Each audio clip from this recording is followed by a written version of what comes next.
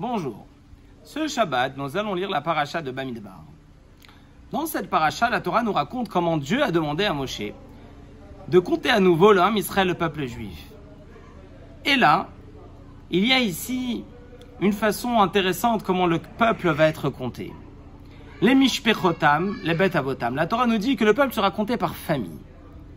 En sachant le nombre de familles qu'il y a par tribu, on va connaître le nombre total du Ham Israël du peuple juif.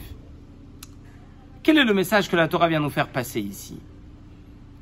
Lorsqu'on parle de famille, alors la Torah veut nous dire et nous faire comprendre comment et de quelle façon est constitué le Ham Israël, le peuple juif.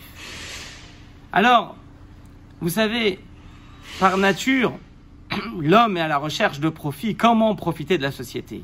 La Torah vient nous dire, attention, si on veut constituer ici un peuple, on est bien sûr, Parashat Bamidbar, à la veille de la fête de Shavuot, à la naissance du Ham Israël, du peuple juif, la Torah veut nous dire, vous savez, si chacun est à la recherche de profit, comment l'un peut profiter de l'autre, alors on ne pourra pas constituer et créer un peuple.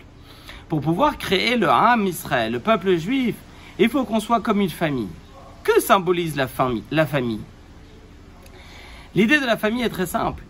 C'est la construction d'une famille. C'est comment l'homme va se donner pour sa femme, la femme va se donner pour l'homme, et tous les deux vont se donner ensemble pour leurs enfants. L'idée de la famille est justement de savoir qu'est-ce que l'autre a besoin, comment moi je peux apporter à l'autre. Là, la Torah vient nous dire, si tu veux compter le peuple, si tu veux savoir combien et comment ce peuple, le Ham Israël est constitué et créé, alors il faut que chacun soit à la recherche de savoir que ce que l'autre a besoin de toi. Pas que ce que toi tu as besoin et comment toi tu vas pouvoir chercher à profiter de l'autre, mais bien le contraire. Et on peut le voir très bien que la naissance du peuple juif tout au début par les patriarches, Abraham et Sarah, s'est passé de cette façon-là. La Torah nous raconte que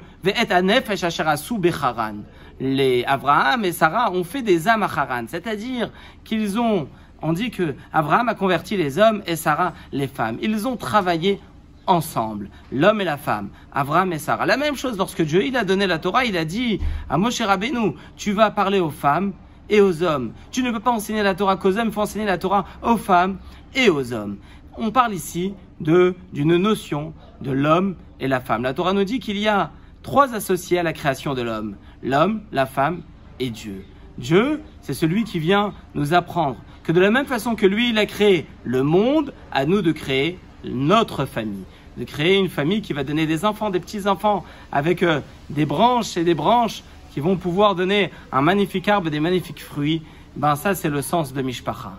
La Torah vient nous dire ici que lorsqu'on va créer des belles familles, on va avoir des magnifiques tribus. Et grâce à ces tribus, on va pouvoir créer un peuple. Et là est donc la notion de Ham, la notion du peuple. Et c'est la raison pour laquelle la Torah a demandé de compter les familles. Et par les familles, on va connaître les tribus. Et par les tribus, on va connaître le peuple. Alors, Shabbat Shalom. Et que si Dieu veut, par cette entraide et cette façon de voir comment on peut apporter à l'autre, le Mashiach va venir très très rapidement si Dieu veut. Shabbat Shalom.